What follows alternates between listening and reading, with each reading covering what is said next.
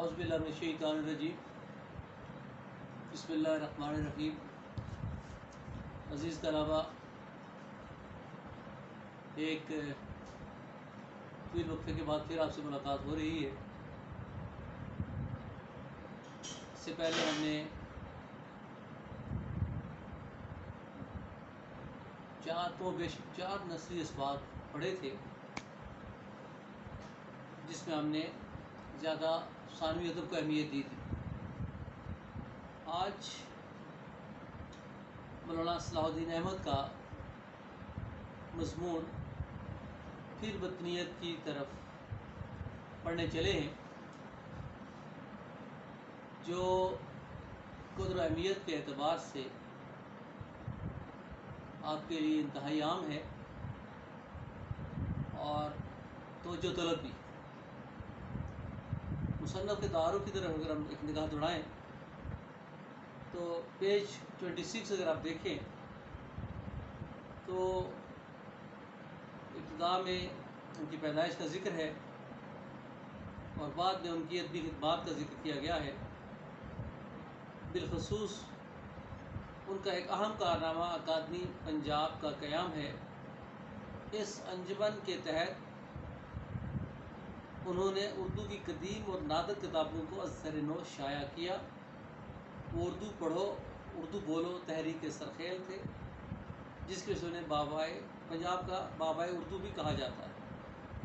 تو یہ ایک اہم بات ذہن نشین کیجئے گا۔ پہلی بات تو یہ کہ مولانا صلاح الدین احمد اردو ادب میں ایک بہت بڑا نام ہے اور اردو کے لیے ان کی انتہائی اہم خدمات ہیں،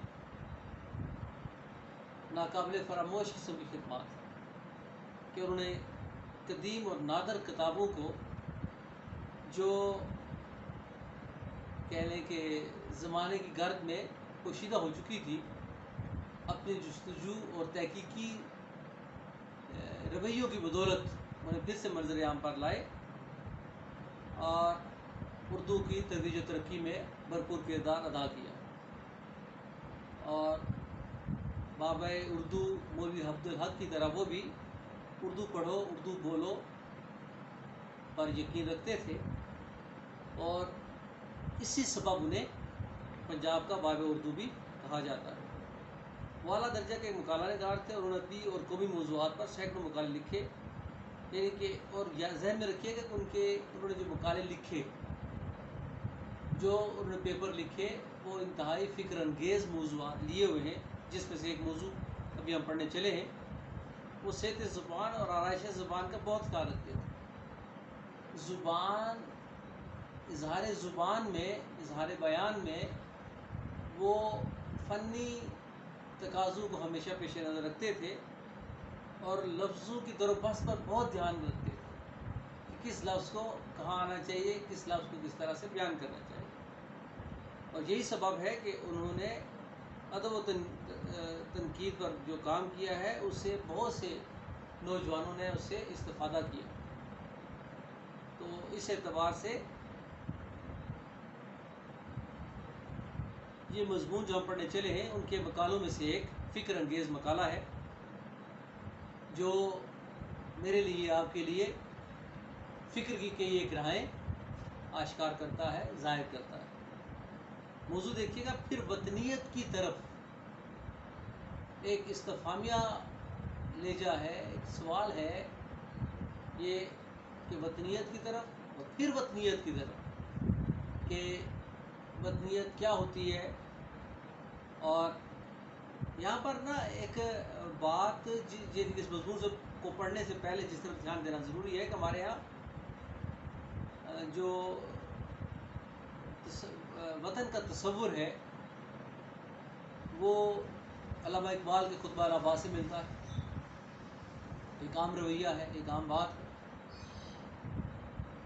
اور یہ بات یقیناً آپ کے لیے حیران کن ہوگی کہ اقبال وطنیت کی بات کرنے سے پہلے تصور ملت کی بات کرتے نظر آتے ہیں۔ ایک وہاں مسلم حرم کی پاسبانی کے لیے نیل کے ساحل سے لے کر تاب خاک کاشغار، اور اس طرح سے ان کے بے شمار اشعار ہیں جس میں تصور ملت ملتا ہے۔ تصور ملت اور تصور قومیت کے فرق کو جان لیں، پھر آگے چلتے ہیں۔ تصور ملت یہ ہے کہ انسان جغرافیہ کی نفی کرتا ہے۔ اس کی مثال میں آپ کو یوں دیتا ہوں کہ ملت جو ہے وہ جغرافیہ کے پابند نہیں ہے، قومیت ایک جغرافیہ کے اندر محدود ہے۔ قومیت میں رنگ ہے، نسل ہے، زبان ہے اور جغرافیہ ہے، زمین کا ایک ٹکڑا ہے، زمین کی ایک حد بندی ہے۔ جبکہ تصور ملت میں جو قومیت ہے اس کی نفی ہے کہ ملت میں کیا ہے جی کہ، اور اقبال کے ہاں جو تصور ملت ہے اس میں کیا ہے کہ دنیا میں تمام بسنے والے مسلمان ایک قوم ہے، ایک ملت ہے، اور اس کی بنیاد جو ہے وہ کس پر ہے؟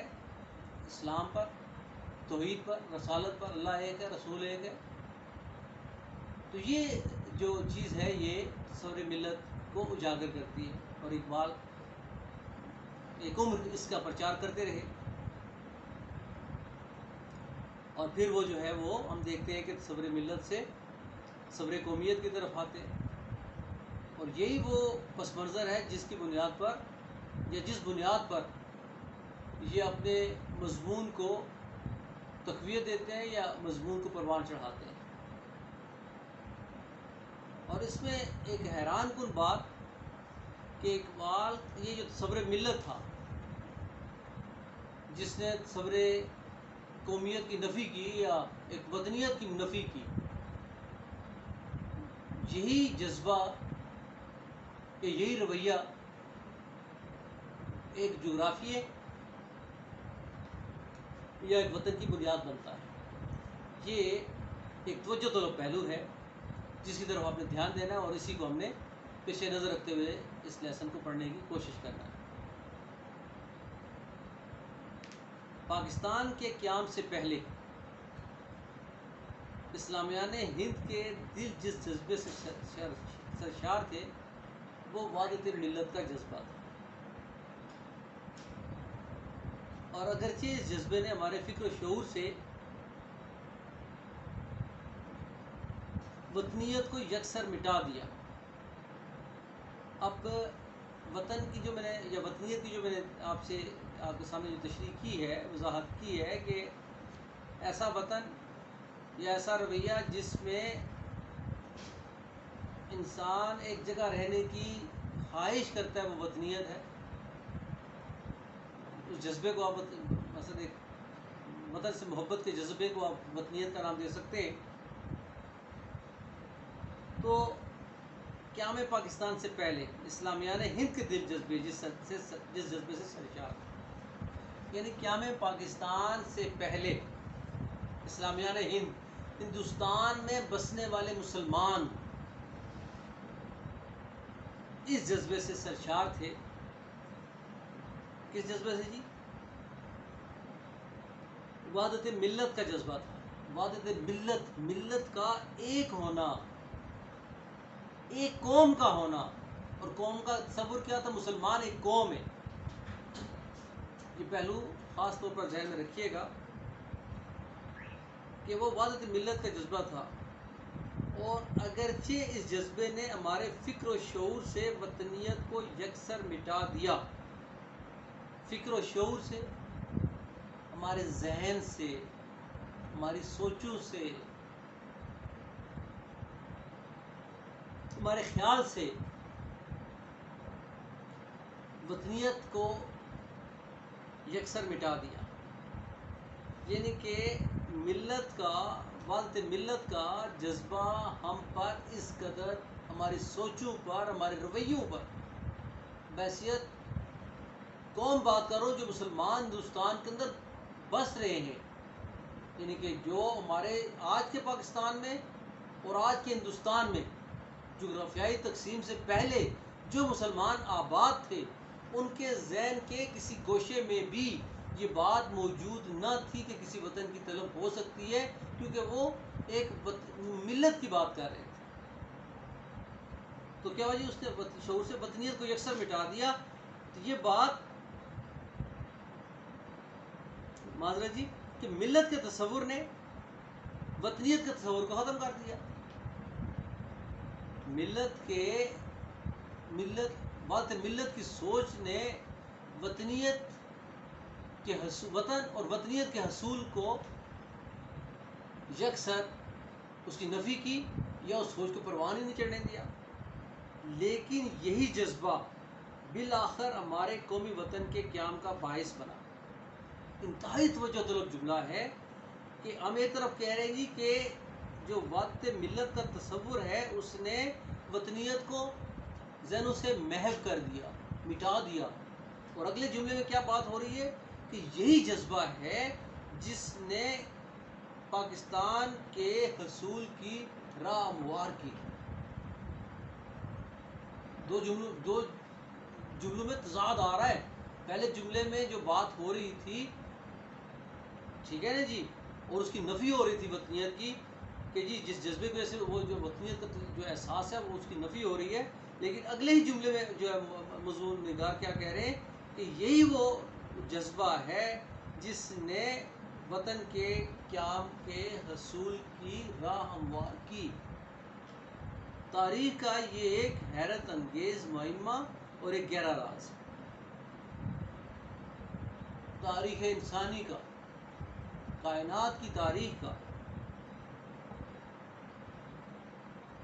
یہ ایک حیرت انگیز منفرد راز ہے، حیرت انگیز راز ہے، ایک منفرد راز ہے جسے پوری صحت اور قطعیت کے ساتھ سے حل کر لینا ممکن نہیں، کہ یہ ایسا راز ہے جس کو یقینی طور پر حل کرنا ممکن نہیں،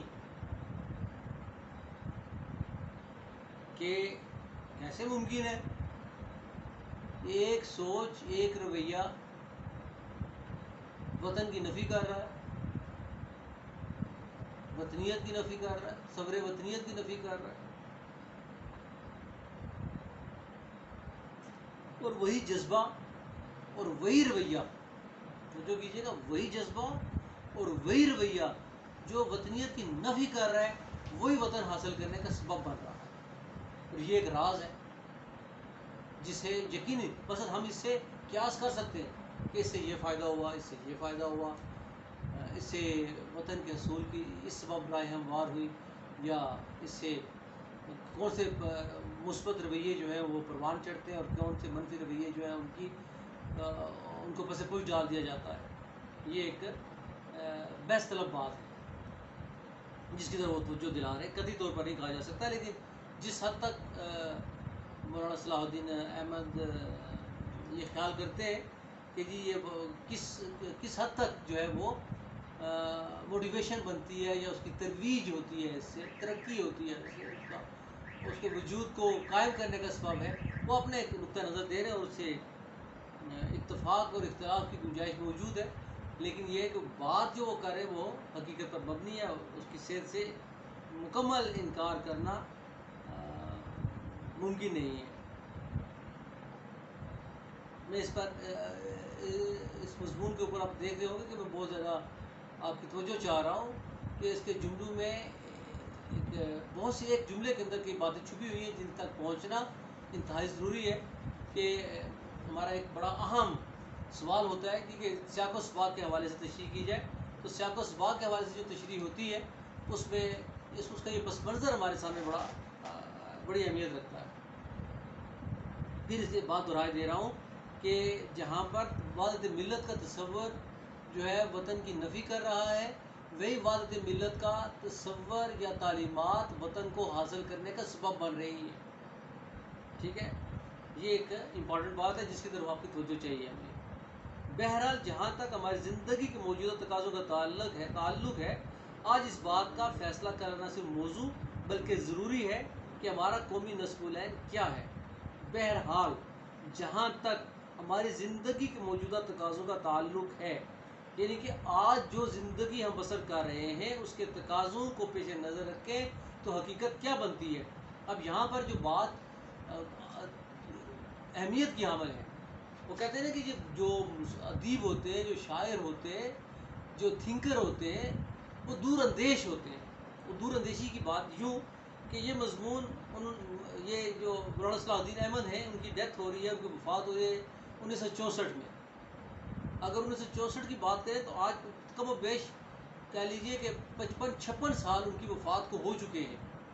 تو مضمون تو وہ اس عہد کے تقاضوں کو پیش نظر رکھتے ہوئے لکھ رہے ہیں کہ یہ ہمارے موجودہ عہد کے تقاضوں کو پیش نظر رکھا جائے، لیکن اگر میں یہ بات کہوں کہ 50 سال گزرنے کے بعد بھی آج یہ مضمون اپنی تمام حیثیتوں کے ساتھ، اپنی تمام جہتوں کے ساتھ اسی طرح سے مکمل رویوں کے عکاسی کر رہا ہے تو بے جانا ہوتا ہے۔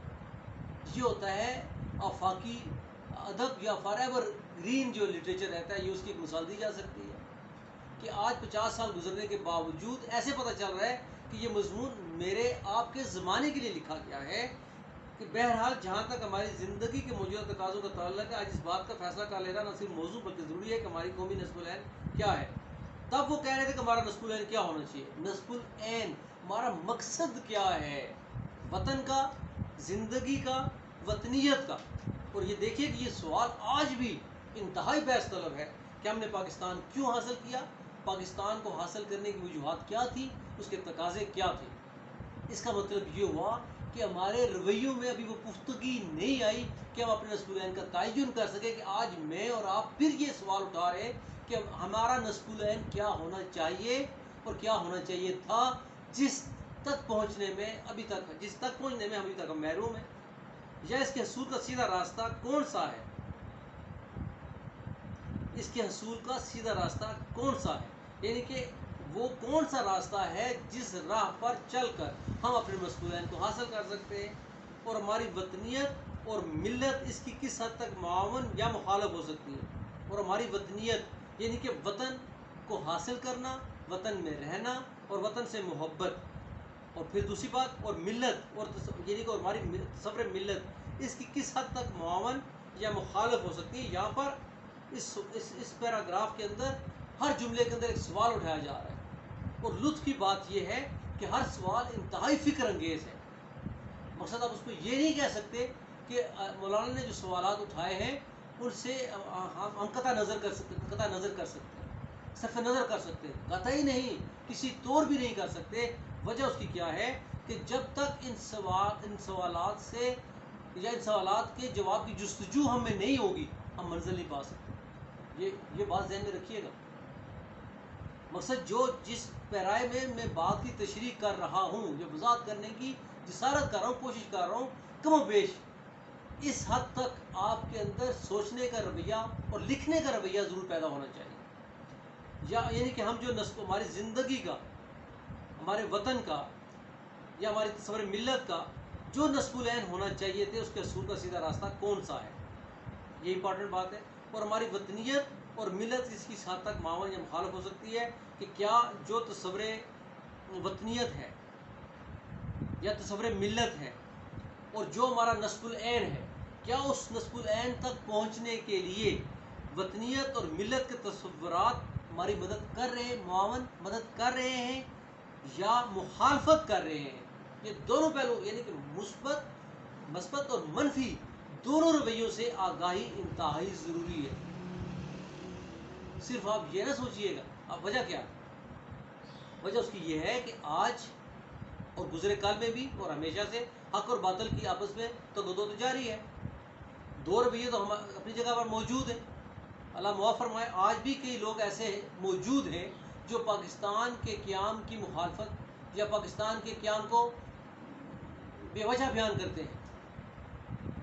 تو ہمارے سامنے ہر دو کا جواب ہونا انتہائی ضروری ہے کہ ہمارا نسب العین کیا ہے وطن کو حاصل کرنے کا، اور وطن کو حاصل کرنے کے لیے جو نسب العین ہونا چاہیے تھا، کیا ہم اس کو حاصل کرنے میں کامیاب ہوئے یا نہیں۔ آج کی اس بحث میں نے بہت سے سوالات جو آپ کے سامنے اجاگر کیے، جو مولانا نے اٹھانے کی کوشش کی ہے اور جنہیں میں نے آپ نے سمجھنا ہے. اگر ان سوالات کو سمجھ لیں گے تو زندگی کا مفہوم بھی سمجھ آ جائے گا اور اس مضمون کا مفہوم بھی سمجھ میں آ جائے گا انشاءاللہ. جہاں پر بات آج میں ختم کر رہا ہوں، یا جہاں جو میں نے سوالات اٹھائے یا مولانا نے جو سوالات اٹھائے اور جو جس کی میں نے اپنی وسعت کے مطابق وضاحت کرنے کی کوشش کی ہے، انشاءاللہ کل دوبارہ سے یہاں سے شروع کریں گے. تب تک اجازت دیجیے. اللہ حافظ.